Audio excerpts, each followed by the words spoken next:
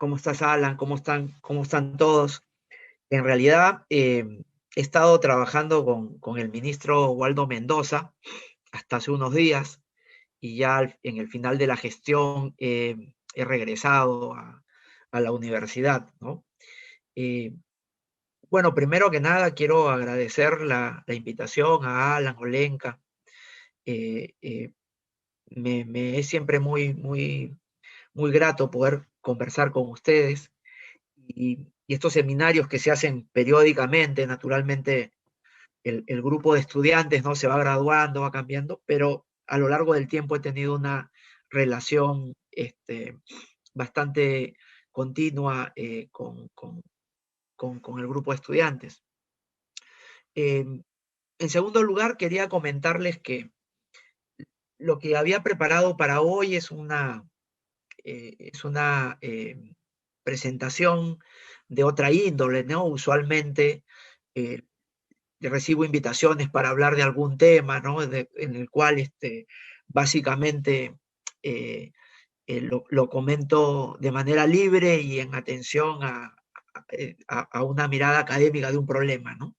Ahora, más bien quería, por la experiencia de los últimos meses, comentarles de la gestión del ministro Waldo Mendoza, los aspectos que yo creo que pueden servirles, ¿no? Muchos de ustedes eh, son economistas que tienen un gran interés por la política pública, y en la política pública de lo que se trata es de resolver problemas que tiene el país, ¿no? Y el arte de resolver problemas en realidad es complejo, es bastante retador, y por lo tanto tener desde jóvenes, como es el caso de ustedes, una aproximación a lo que hacen los economistas mayores puede ser de utilidad, ¿no? Entonces, lo que he preparado es una conversación para comentarles cómo desde mi punto de vista el ministro de Economía, Waldo Mendoza, enfrentó, digamos, su gestión, ¿no? Con la idea de que puedan quedar algunas lecciones en el sentido de que ustedes vean qué cosas le pueden estar importando, ¿no? Eh, a, a los economistas que hacen la política pública, eh, cómo combinan sus instrumentos de política, ¿no? Y de esta combinación puede resultar una, eh, una gestión que puede ser más o menos exitosa, ¿no? Pero sobre todo, me interesaba que ustedes miren el tema de la formulación, ¿no? El tema de la formulación se refiere siempre a cómo ustedes calculan lo que pueden hacer y no lo que deben hacer dado el tiempo que tienen. Usualmente los ministros no saben cuánto tiempo se van a quedar en el cargo, ¿no? Una mirada a nuestra historia económica contemporánea mostrará bastante varianza, digamos, una varianza alta de los tiempos de duración de un ministro, ¿no? En una cartera. Pero en este caso era distinto, porque al tratarse de un gobierno de transición y de emergencia, que tenía claramente un punto de partida y un tiempo final, ¿no? Y relativamente corto, este, el tema de la formulación es más claro, ¿no? Porque uno puede decir, hacer tratar de hacer un balance de cómo recibes la gestión y cómo la terminas en el periodo que está claramente determinado, ¿no? Como es en este caso. Entonces, si ustedes me permiten, Alan, puedo proyectar algunas láminas. Sí, claro, por supuesto, profesor. ¿Me compartes entonces a ver,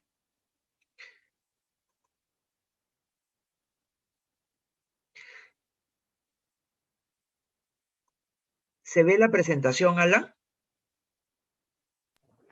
Sí, profesor, sí, claro. Ya, perfecto. Entonces, le puse elementos de la gestión del MEF en el Bicentenario y como les dije, ¿no? Se trata de los comentarios, de la mirada que yo le doy a la gestión de un colega, amigo, y que en este caso además era mi jefe, ¿no? Eh, Entonces, es muy importante tomar en cuenta el punto de partida, ¿no? Tanto en la parte económica como también en el contexto político, ¿no? Los ministros al final del día son actores políticos, ¿no? Eh, pero dirigen entidades que en la medida que se desciende en la jerarquía de la institución se vuelve más tecnocrática, ¿no? Hay instancias, le llaman los tecnopol, porque son técnico y político al mismo tiempo, ¿no? Por ejemplo, el trabajo de un viceministro, ¿no? En la situación de partida, importante ver que en noviembre del año 2020, entendiéndose en un contexto bien amplio, ¿no? El país estaba en una situación que se había definido entonces como de una crisis, ¿no? Pero una crisis bastante generalizada, porque eh, pasaba por el tema económico. El Perú era una de las economías más golpeadas en el mundo, ¿no? En términos de producción y de empleo, pero también en el tema sanitario, ¿no? Este, con todos los esfuerzos que habíamos hecho, teníamos y hemos tenido en general, ¿no? Uno de los peores resultados en términos de pérdidas de vidas y contagios. Al mismo tiempo, había una crisis política de magnitud, ¿no? Derivada de, de una vacancia presidencial, ¿no? Y al mismo tiempo había una conflictividad social creciente, ¿no? Entonces, en los ámbitos sociales, políticos, económicos y sanitarios, el país estaba pasando por un momento bastante difícil. En lo que nos interesa, en la situación económica, en realidad la caída en el producto era sustantiva, sobre todo porque en el segundo trimestre del año, cuando se aplicó una cuarentena estricta, se perdieron 30 puntos del PBI, ¿no?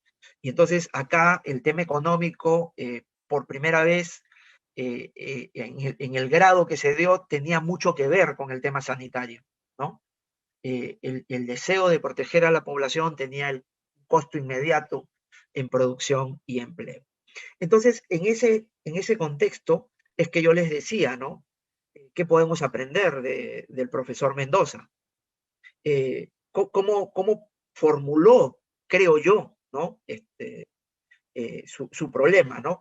Cómo intervenir, qué hacer, ¿no? Dado el plazo que tenía. Y lo primero, para empezar a determinar qué es lo que uno puede hacer, seguro es comprender en qué situación está.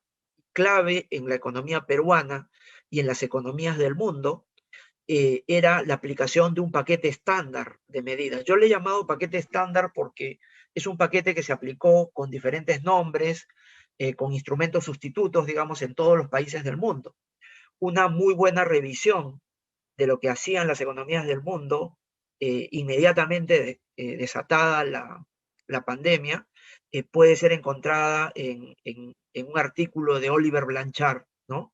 De junio del año 2020, entiendo. Ese artículo es muy bueno. Yo le recomendaría que lo miren para que se vea la potencia con la que los economistas del mundo reaccionaron, ¿no? Para enfrentar esta epidemia. Ese paquete estándar, ¿de qué se trata? ¿No? Acá tengo en el anexo 1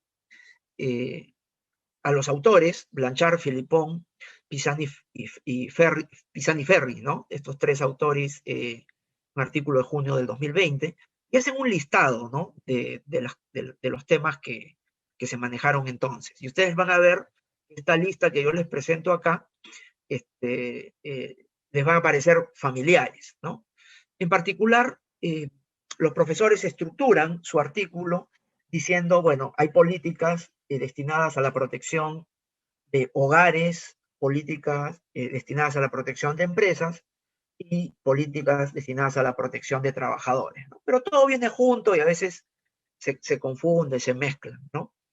Y, y estas políticas, que he listado las principales acá, en el caso, por ejemplo, de los trabajadores, uno identifica temas como la suspensión perfecta, ¿no? Era para impedir despidos masivos, ¿no? En algunas economías, ¿no? En el Perú se activaron seguros de desempleo, seguro que todas las economías flexibilizaron, ¿no? La manera de trabajo, el mundo se movió a la virtualidad, ¿no? Y hubo otros esquemas, como por ejemplo, en la medida que se pudo, ayudar con el pago de la planilla. En el caso de los emprendimientos, de las empresas en general, ¿no? Importante la disponibilidad generalizada de préstamos hacia las empresas. En el caso de empresas más pequeñas, por ejemplo, también garantías, ¿no? Que eran necesarias. En la mayoría de economías del mundo se movió el cronograma de pagos tributarios y una serie, ¿no? de, eh, de, de, de obligaciones que tienen los emprendimientos, las empresas, ¿no? Las empresas grandes también. Y en términos de familias, transferencias monetarias, ¿no? En el Perú, por ejemplo, se dieron estos famosos bonos para toda población en situación de vulnerabilidad y de pobreza. Transferencias monetarias, programas alimentarios, ¿no? Requisitos, movimientos de coberturas, ¿no? De servicios. Eh, entonces, es un conjunto de medidas que se dan para proteger a los diferentes actores, ¿no? Como yo les decía, todo esto viene junto, pero a esto yo le llamo el paquete estándar, ¿no? Porque se aplicó en las diferentes economías del mundo. Y en el caso peruano, además, como punto de partida, era importante entender las características de las restricciones que empezaron en marzo del 2020, ¿no? El Perú fue uno de los países donde la cuarentena fue más estricta, ¿no? Y eso de allí le dejó algunas lecciones, ¿no? A los hacedores de política. La idea de una cuarentena estricta era contener la epidemia de manera rápida. Mientras más estricta la cuarentena, ¿no? Mayor la probabilidad de detener la epidemia. Claro, el costo era el económico. Sin embargo, en el Perú, digamos, no se dio ese resultado, ¿no? Se perdió producto, pero sin contener como se pretendía, ¿no? A la pandemia. Y este es un rasgo importante, ¿no? Mi énfasis en hablar del paquete estándar mundial es para que ustedes caigan en cuenta que todas las economías tienen peculiaridades. No hay una economía modelo en el mundo, las economías son todas distintas, ¿no? Y creo que es importantísimo saber lo que hacen otros. Por ejemplo, si nuestros colegas tienen este paquete estándar, por supuesto, utilizarlo, ¿no? Pero el Perú, por ejemplo, es una economía muy informal, ¿no? La informalidad y luego el tema de cómo urbanizamos, ¿no? La aglomeración que hay en torno a los hogares, cuántas personas viven en una casa, ¿no? Cuánto espacio hay en una casa, ¿no? Eso en el Perú también es bien heterogéneo, ¿no? Hay cierta precariedad en la parte de viviendas. Eh, y elementos complementarios como la movilidad, el transporte, ¿no? Todavía somos un país en fase de construcción de la infraestructura que necesita. Entonces, todos esos elementos generan peculiaridades, ¿no? Y además de eso, el Perú es bastante centralizado y como van a ver, el fenómeno de la epidemia en el Perú es un tema que tiene que ver básicamente con la densidad poblacional. Desde ahora les adelanto, ¿no? Que, por ejemplo, el grupo más golpeado en el Perú ha sido la población entre 50 y 60 años, ¿no? Que vive en zonas urbanas en Lima, ¿no? Ese es el grupo donde los efectos fueron mayores. Ahí estoy utilizando una estadística de Lucho Cordero, un notable especialista peruano de temas médicos, pero con un enorme sentido de política pública. Muy bien, entonces este es el punto de partida, ¿no? Y entonces uno piensa, ¿qué puede hacer un ministro de Economía que tiene unos meses por delante para tener una contribución con su sociedad, con su país? Quería comentar de estos temas, de estos 5 temas. Por supuesto que no era la intención resumir lo que hizo el ministro de Economía, y mucho menos una institución como el Ministerio de Economía y Finanzas, ¿no? Que es una institución con enorme contribución siempre. Pero quería hablar de estos temas, ¿no? Primero, porque a un macroeconomista le importa mucho la recuperación del producto y el empleo en una situación así, ¿no? Si tengo una de las recesiones más sustantivas, me voy a preocupar sin duda, ¿no? De cómo recupero el producto y el empleo. Un segundo elemento es el tema fiscal, ¿no? El déficit fiscal creció muchísimo, no, casi 9 puntos en el año 2020, y veníamos de déficits más pequeños, pero continuos, ¿no? En los años anteriores. Entonces, eso de allí genera un deterioro de la posición fiscal muy rápida. Uno no se da cuenta, pero, por ejemplo, ¿no? Puedo tener un déficit de 2%, pero lo tengo 5 años y entonces tengo 10%, ¿no? En el periodo. Si tengo una deuda pública de 25, paso a 35%. Entonces, esto se da muy rápido cuando los déficits son sucesivos, ¿no? Entonces, el tema fiscal también es de interés, pero vamos a ver que hay una conexión, ¿no? Obviamente, entre lo que hago en el primer nivel y lo que va a pasar en el segundo. Un tercer tema clave era el tema de la vacunación, ¿no? La vacunación como un elemento estratégico de la política pública, ¿no? Y ahora también quisiera comentar por qué, ¿no? En realidad se trata de salir de ese trade-off entre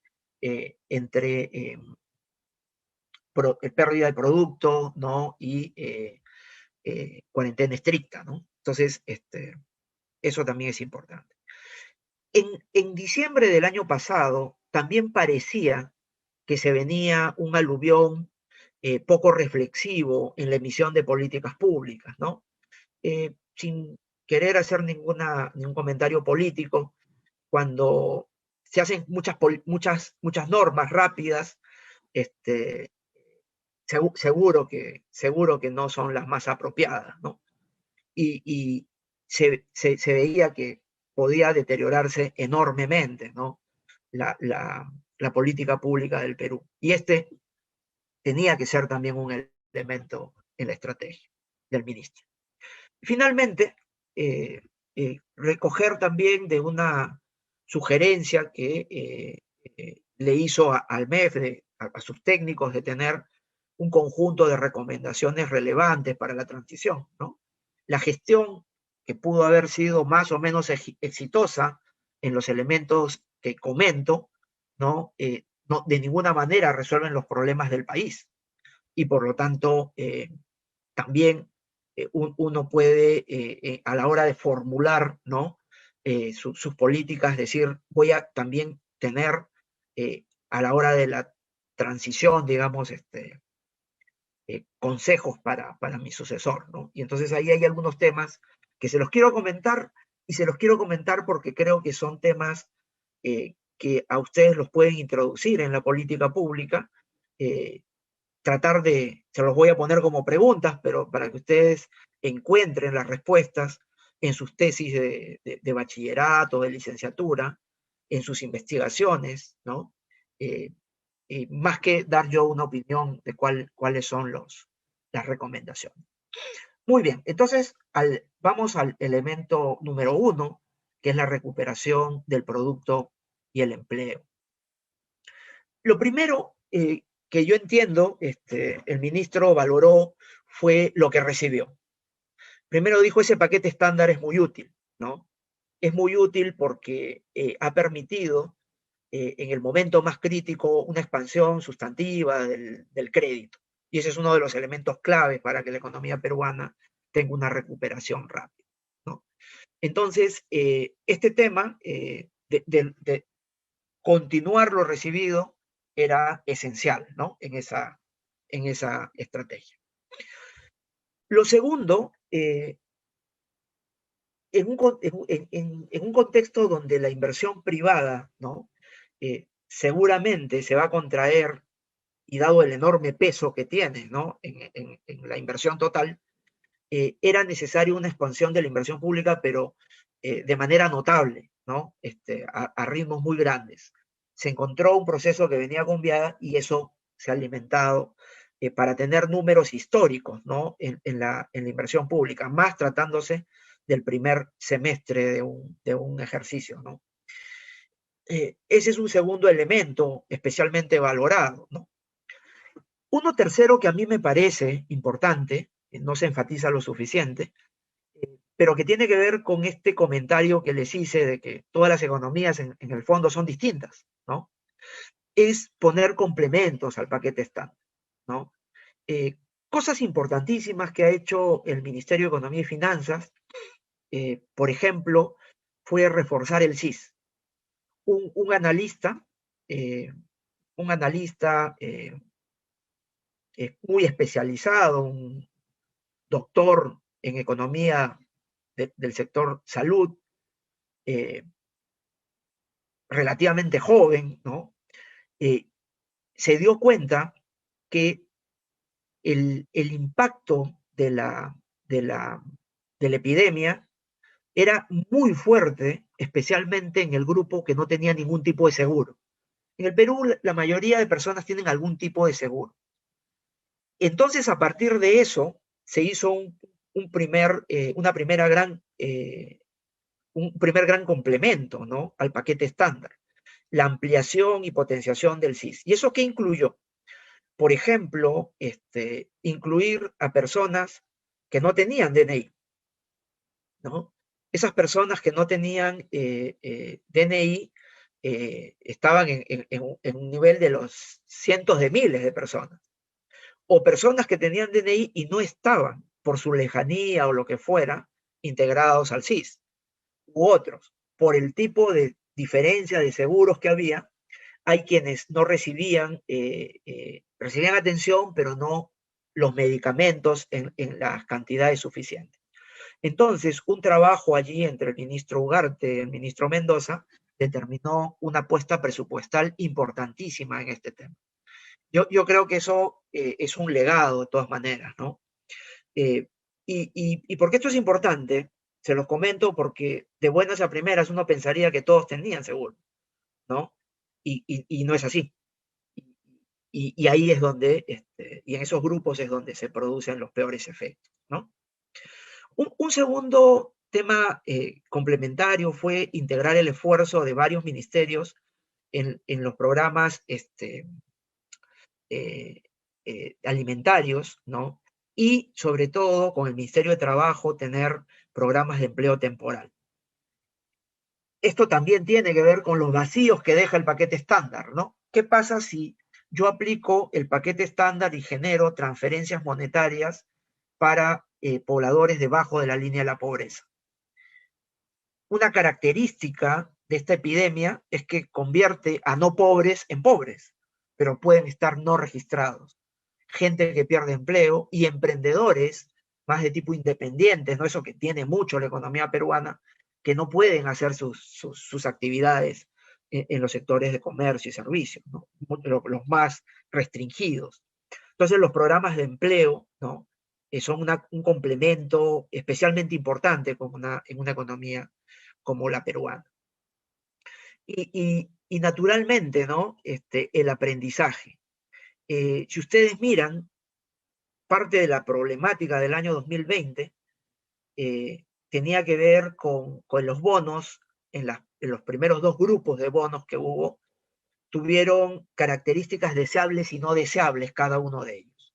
El primer grupo de bonos, por ejemplo, se aplicó muy rápido, ¿no? En la desesperación de ayudar a la población, se hizo muy rápido, pero de manera muy desordenada, caótica, ¿no? El segundo grupo, en cambio, se hizo de una manera organizada, esta es la segunda parte del año 2020, pero tomó mucho tiempo, 50 días, entre el inicio desde la toma de decisión hasta que se le pagó a la primera persona o se le dio el primer bono.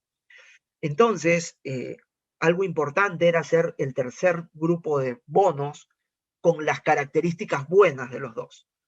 La rapidez del primero, pero las buenas características del segundo. Gran tarea para el MIDIS, ¿no? Y lo hizo magníficamente. 17 días entre la decisión y el pago del primer bono. Entonces, los complementos al paquete estándar para un hacedor de política pública me parece que es importante, ¿no? Y ustedes que están jovencitos tienen que verlo así. Siempre vamos a recibir muy buenas ideas de nuestros colegas en otras economías, pero también siempre hay que pensar que el Perú tiene sus peculiaridades. Un elemento que me parece, un cuarto elemento que me parece esencial y que hace la diferencia mayor, tiene que ver con las características de las restricciones. En ese segundo trimestre del año 20, la cuarentena fue estricta, generalizada, ¿no? 30 puntos de PBI se perdió en relación al mismo trimestre, pero del año 19. Y de repente era lo que había que hacer en ese momento, ¿no? Nadie tiene una bola de cristal y más bien todos aprendemos. Pero si uno aprende, no se tenía que hacer de la misma manera, ¿no? Se aprovechó ya en la segunda ola la dimensión espacial, ¿no? De manera más estricta, se hizo participar a funcionarios que entendieron que habían diferencias regionales, ¿no? Y por lo tanto, en esa dimensión, la cuarentena dejaba de ser estricta. Pero otra más importante es que el enfoque tenía que ser en el hogar y no en la familia. Muchas empresas tienen el incentivo correcto de tomar todas las precauciones, ¿no?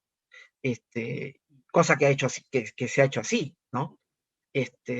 Y los hogares son los que tienen que ser protegidos. Entonces, el sesgo, ¿no? El matiz que se le dio a la política por este lado también fue importante. El resultado, en términos de producto y empleo, es bastante obvio. Yo he comentado la pérdida de 30 puntos de PBI en la cuarentena estricta, y si ustedes comparan, ¿no? Y hacen el mismo ejercicio entre cómo fue el PBI en el primer trimestre del 21 con el primer trimestre del 20, acuérdense que en el primer trimestre del 20 no había todavía pandemia, ¿no? La comparación año a año, a partir del segundo trimestre del 21, ya no es, digamos, una comparación tan válida, porque ya en el segundo trimestre del año pasado estábamos en una profunda caída de producto, entonces ahora aparecen crecimientos notables, ¿no? Pero en el primer trimestre no, y en el primer trimestre de este año no se ha perdido producto, ¿no? Es valioso, contra el 30% que se perdió la vez anterior. Entonces, estos matices, el aprendizaje, ¿no? Hacen, ¿no? Que la política haya sido, digamos, más favorable para la evolución de la producción y el empleo. Y esto naturalmente impacta en la situación fiscal. Yo recuerdo que la vez anterior que había estado en la política pública, nos sentíamos todos como muy entusiasmados porque habíamos logrado tener una deuda pública bruta menor del 20%, ¿no? En el momento se hablaba de 18%. Y la deuda neta era menor a 10%, ¿no? Y digo el número que recuerdo porque ya hasta ahora parece creíble. Pero era porque teníamos ahorros, ¿no? Y entonces en el cálculo de, dada mi deuda, si le pongo los ahorros que tengo, la deuda neta se iba aproximando cada vez más a cero, digamos, ¿no? Era 10%, fue bajando, pasando el nivel del 5%. Entonces, pero esas épocas han cambiado mucho, ¿no? Hoy día estamos con una deuda pública de 35% y ya no hay ahorros, ¿no? O sea, el esfuerzo fiscal del año 20 ha sido enorme, más allá del déficit fiscal, ¿no? Porque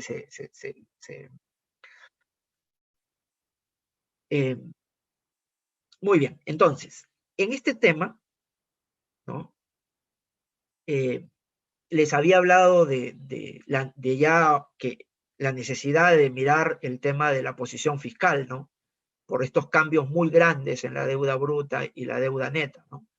De 18, 20% en alguna oportunidad, hoy en 35 prácticamente, y de deudas netas que eran muy distintas, en realidad sin ahorros ya eso no importa.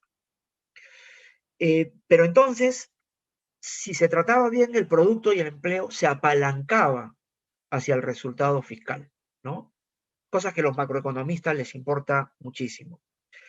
Y en esta línea, me pareció valiosa también la gestión del ministro en el sentido de orientar eh, digamos, los presupuestos hacia una reasignación y priorización, ¿no? Que tuviera como pivot la vacunación, ¿no? La estrategia fue decir, todo aquello que sea más importante que la vacunación tendrá seguro los recursos. Todo aquello que no sea más importante, ¿no? Motivaba una reasignación interna de los presupuestos, ¿no? Y de esa manera la presión sobre el déficit fiscal se contuvo, ¿no? A mí me parece que lo que hizo el ministro y la viceministra de Hacienda en este terreno ha sido notablemente bueno. Y esto ha permitido, ¿no? Que la credibilidad de una convergencia esté en todo el proceso, ¿no? Esta idea de consolidar con un déficit fiscal máximo de 5% para un año con una ola como la que se tuvo con la segunda, estaba muy bien. Y en ese proceso se va. O sea, se ha contribuido, ¿no? En hacer creíbles con todas estas decisiones de política una reducción del déficit fiscal y por lo tanto una menor acumulación de la deuda. Si este año hubiésemos tenido un déficit fiscal de 10 puntos, 11 puntos, la deuda hubiese pasado al 40%, ¿no? Entonces, eso iba a tener también un impacto en cómo se ve a la economía peruana. Estos dos primeros elementos son, por supuesto, lo que a un macroeconomista como el ministro Mendoza le parece realmente importante. Pero la estrategia en verdad tenía un elemento fundamental, que es la vacunación, ¿no? La vacunación es un elemento central de la estrategia de gobierno, es el que hace la diferencia, me parece, porque la vacunación tiene un efecto amplio, ¿no? No solamente incide, ¿no? En la mortalidad, sino que alivia en gran medida lo que es escaso, ¿no? O sea, cuando se vacuna, ¿no? Hacemos que la población se prepare para resistir la enfermedad y no tenga necesidad de ir a las camas UCI, etc. Pero al hacer eso, ¿qué estamos haciendo? ¿No? Como país. Estamos quitando la presión de lo que era escaso. Lo que es escaso son las camas UCI, ¿no? Las camas de alta rotación, la atención, ¿no? En los hospitales, la escasez de especialistas médicos, ¿no? Entonces, económicamente, la vacunación es fundamental, ¿no? Porque actúa, ¿no? Quitando presión sobre elementos escasos, los cuales los gobiernos tratan de expandir de manera rápida, ¿no? Y evidentemente, ¿no? Es un elemento que permite, por primera vez, a diferencia de las primeras dos olas, ¿no? Decir, tengo con qué afectar la tercera ola, ¿no? Si lo hago, además, muy rápido.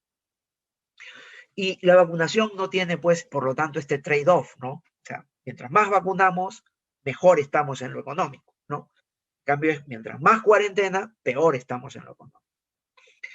Y los retos de esto, naturalmente, son notables. Había que establecer mecanismos de coordinación en los diferentes niveles de gobierno, no solamente un grupo muy reducido, selecto de ministros para dirigir directamente esto, tarea, por supuesto, de la presidenta del Consejo de Ministros, ¿no? sino que también en los niveles técnicos tenían que crearse estos mecanismos de coordinación e implementarse rápidamente, en todas las dimensiones, pero especialmente en la vacunación. Y digo en todas las dimensiones porque acuérdense que estamos hablando en algún momento de bonos, de adquisiciones de material médico de otra índole, ¿no? Etcétera.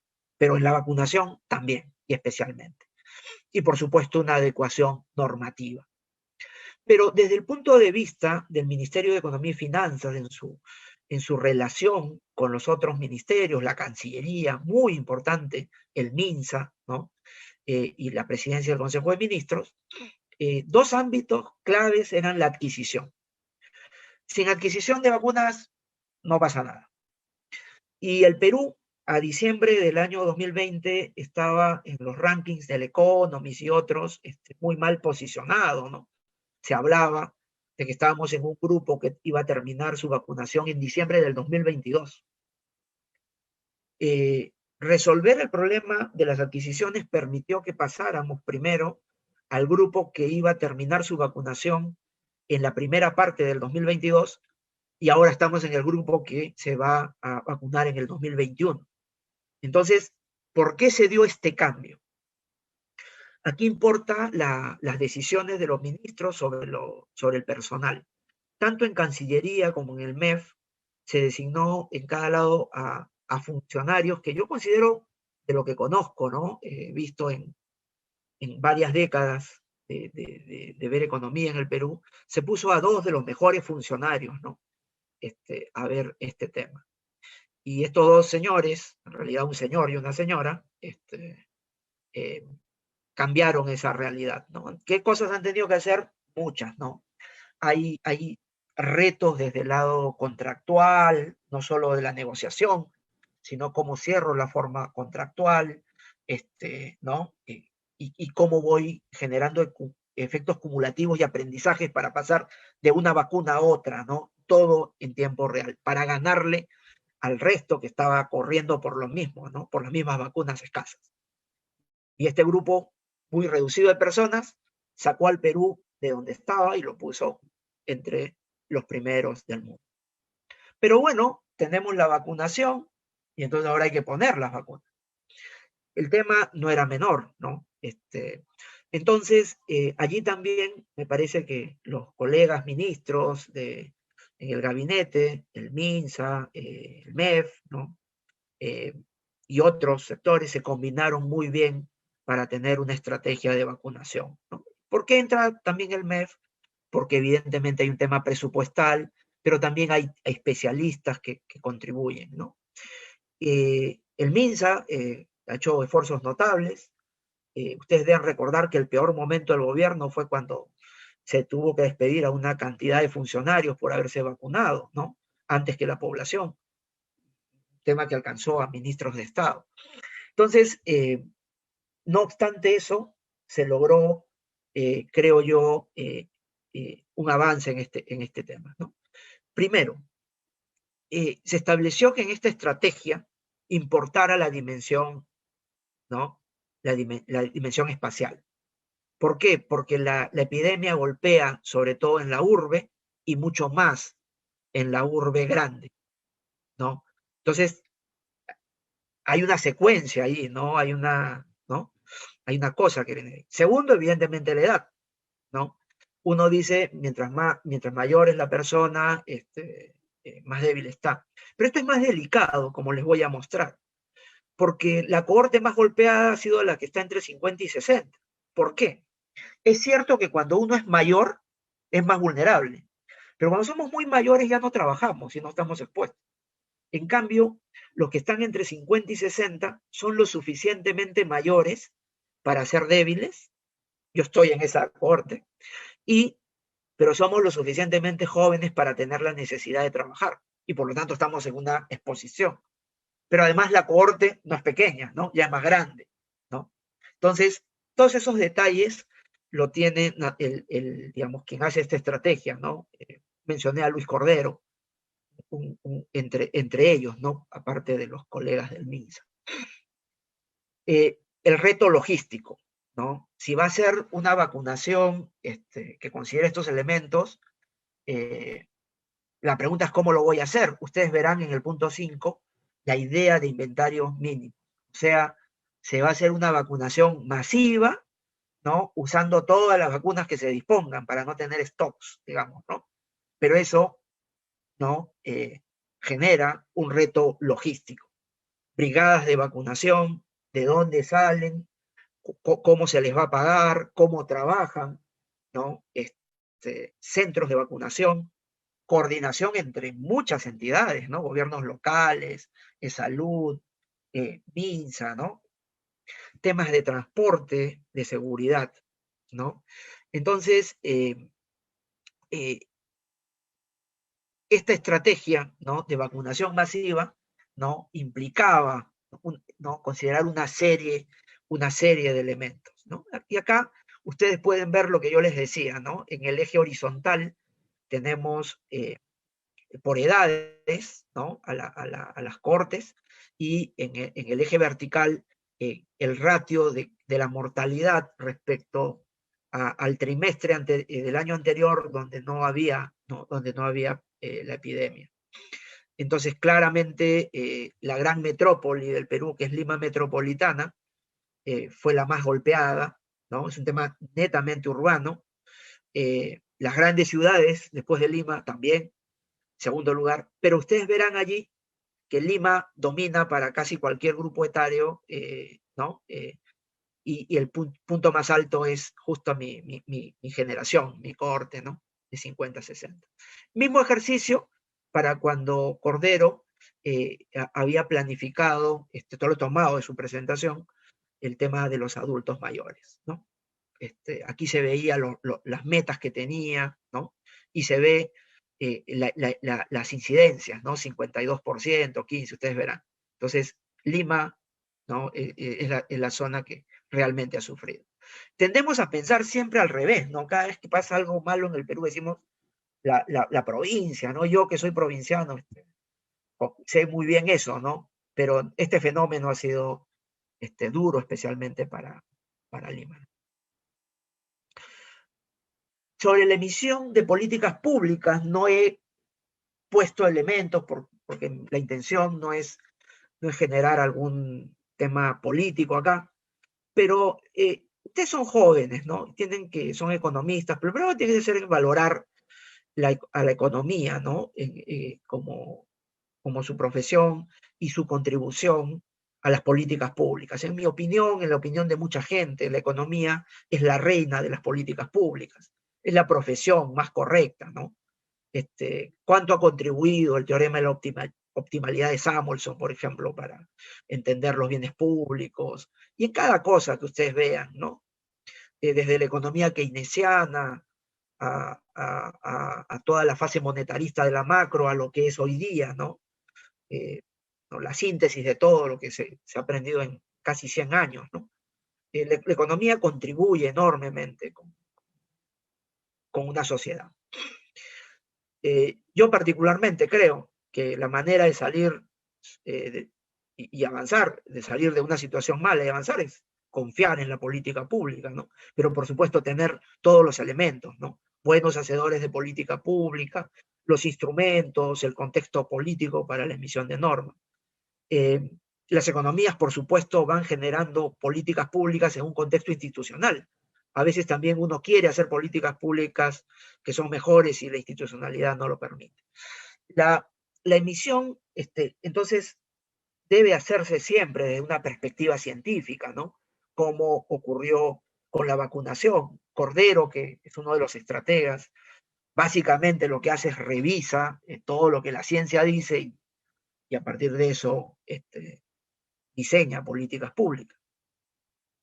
Le doy un ejemplo de cómo se puede emitir normatividad en un tema donde ustedes pueden estar en una posición de corazón distinta a mí, ¿no? Pero por eso mismo me parece un buen ejemplo, porque podemos discutir.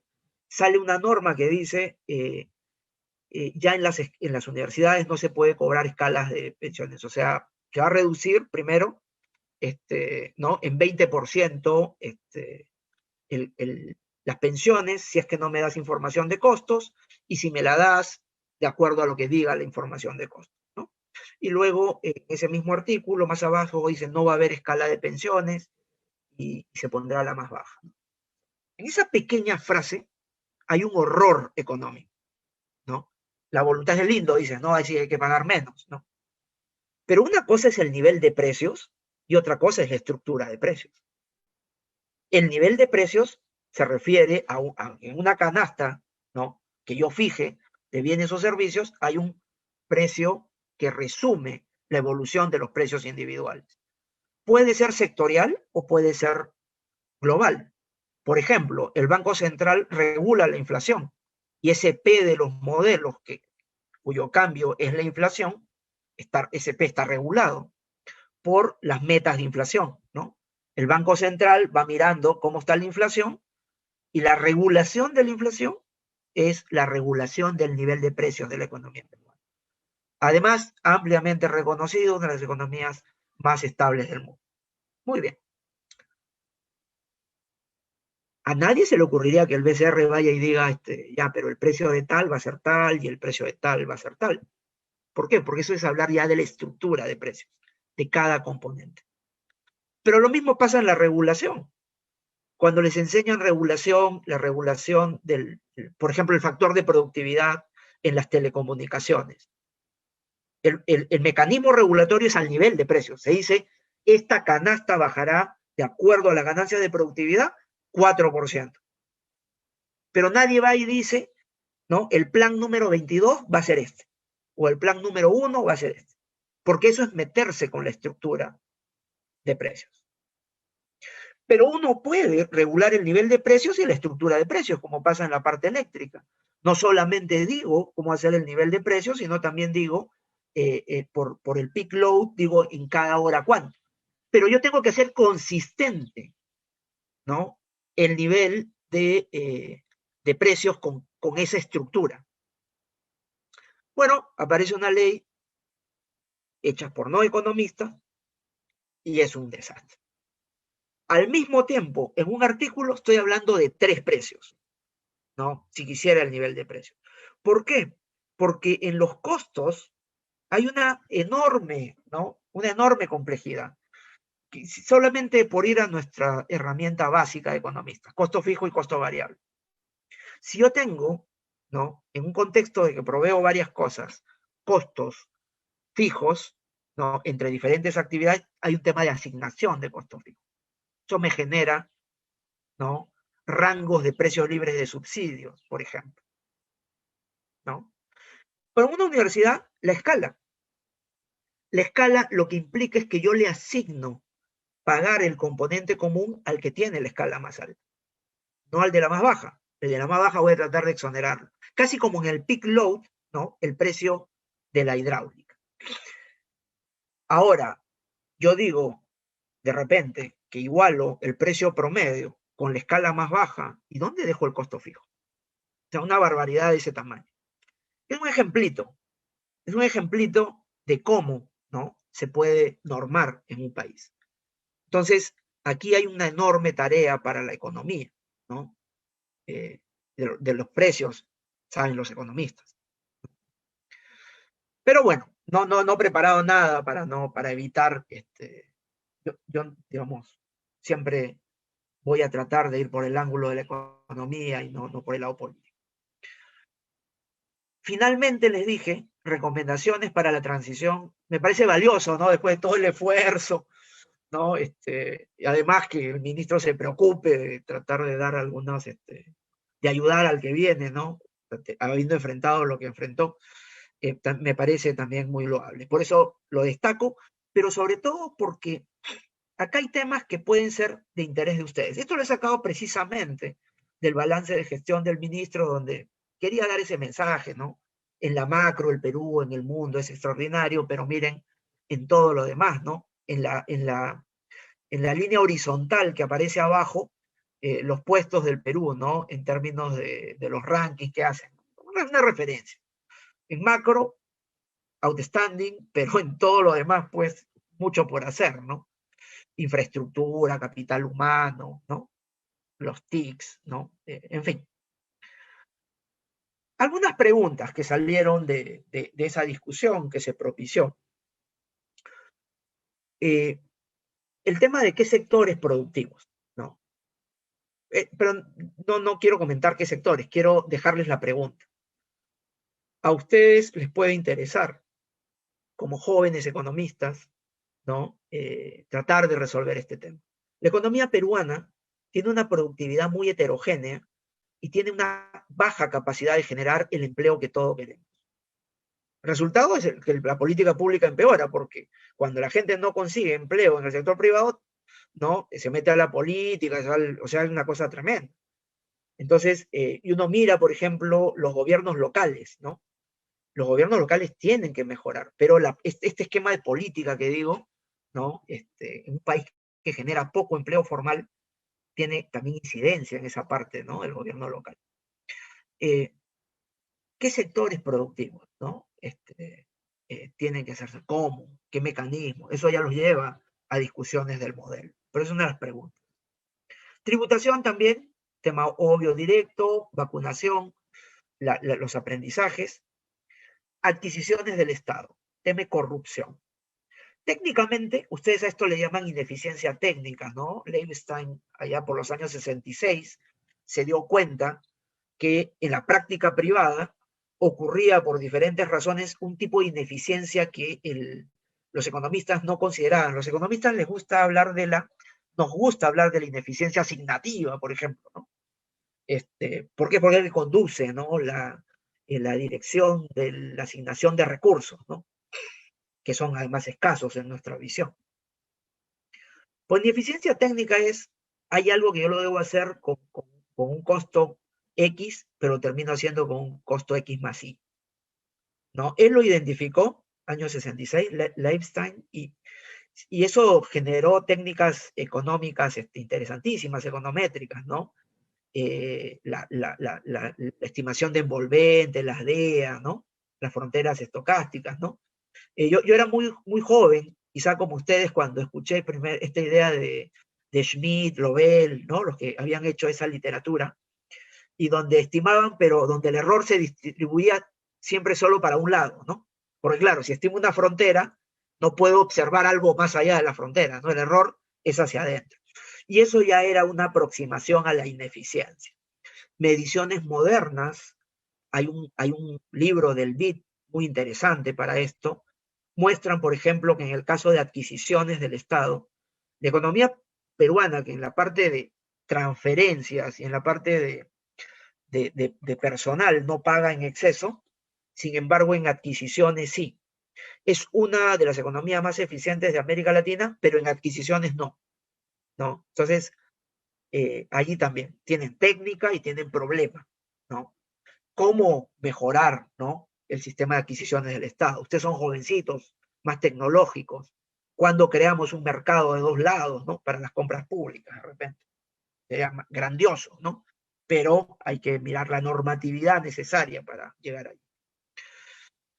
Temas de infraestructura, inversiones, obviamente, ¿no? Obviamente. Hablábamos de la vacunación, tema de la infraestructura y de las inversiones, está ligado al tema de las adquisiciones, ¿no? Del Estado.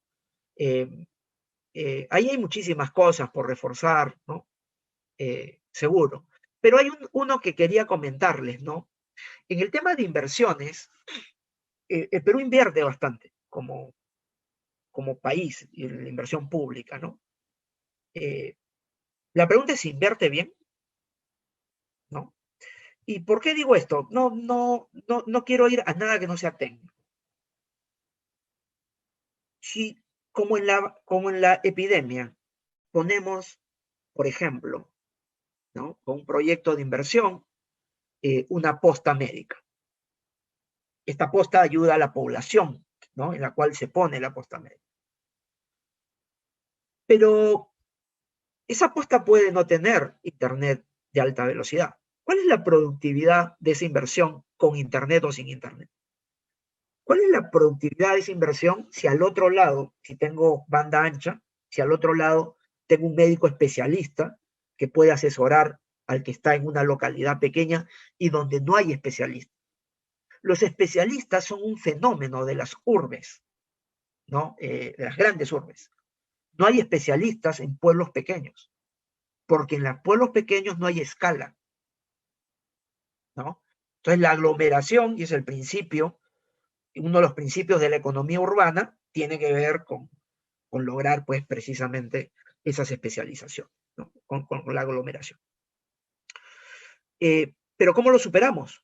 No podemos tener 6.000 pueblos Lima, ¿no? Tenemos 6.000 pueblos, pero no 6.000 Limas, ¿no? Entonces, eso es un reto, ¿no? Alguna vez, cuando estaba también en estos temas de política pública, se había diseñado, ¿no? Tener una serie de redes regionales y una red dorsal, proyecto que ha quedado avanzado hasta la red dorsal, pero no con capilaridad, ¿no? Porque la red dorsal es como una red de transmisión eléctrica. No, si yo transmito, pero no tengo red de distribución, no llego. Entonces, al no terminarse, ¿no? No hay carga y no hay esa posibilidad, digamos. A lo largo de toda esta lista, seguro que el tema de desigualdad está presente, ¿no? Nítidamente el acceso a los servicios, ¿no? Y finalmente hay otro tema allí, ¿no? ¿Qué ideas hay para este tema de la conflictividad en el caso minero? La típica discusión es más de tipo ambiental, ¿no? La sostenibilidad, ¿no? Versus el sector que dinamiza la economía.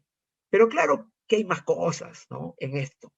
Temas de economía política, el contraste, ¿no? En la operación de una entidad de, de nivel y operación mundial, ¿no?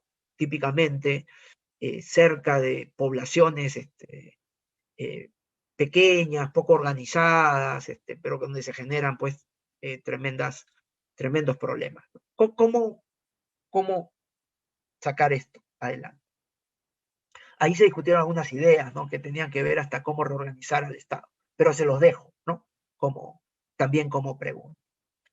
Muy bien, entonces un poco para hacer el resumen de lo que quería comentarles, he querido incidir en el tema de la formulación, ¿no? Tratar de meterme, si puedo, un poquito, aunque sea, en la cabeza de otro colega, ¿no? Que dice, esto es lo que yo voy a hacer como mínimo, ¿no? Y es lo correcto para lo que puedo, ¿no? Para lo que tengo de instrumentos y de tiempo. La formulación de la política, ¿no? No quiere resolver todos los problemas del mundo, ¿no? Se da cuenta que tiene pocos meses, ¿cómo hace? ¿Cómo las relaciona? ¿Cómo las combina? ¿No? Recuperar el producto de empleo y poner la vacunación como un elemento estratégico incide directamente en lograr la consolidación fiscal, ¿no? Entonces, ¿no? ¿Cómo se da? ¿Cómo tener una política defensiva y de contención generada en un contexto político especial, ¿no? Y finalmente, ¿qué le puedo comentar a mi sucesor? Muy bien. En realidad lo he organizado en anexos, pero son básicamente estas dos hojitas de las que quería comentarles y por supuesto ahora, tal como me lo pidieron, de repente para mirar preguntas, comentarios que ustedes puedan tener. Muchas gracias.